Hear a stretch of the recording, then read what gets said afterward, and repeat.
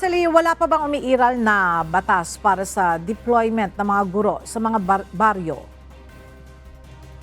Ella, wala pang umiiral na batas ngayon para magkaroon ng automatic na deployment o pagpapadala ng mga guro sa mga baryo o yung liblib na lugar sa bansa. Kaya inihain ng House Bill number 11195 o ang Teachers to the Barrios Act. Layo ng panukalang i-institutionalize ang pagpapadala ng mga guro sa mga baryo. Batay sa legislative measure na ayon ito sa Polisiya ng Estado na protektahan ang karapatan ng lahat ng mga mamamayan sa kalidad ng edukasyon at gawin itong accessible.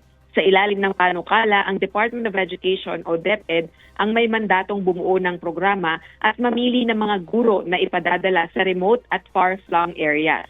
Lahat naman ng mga estudyanteng makapagtatapos ng Teacher to the Barrios program ay ikukonsiderang primary elementary graduates at magiging qualified na i-enroll sa junior high school o technical vocational program. Samantala, sa ilalim din ng panukala, magkakaroon ng compensation at mga benepisyo ang mga guro na i-deploy sa ilalim ng Teacher to the Barrios program. Balik sa iyo, Ella. Maraming salamat, Rosalie Coz.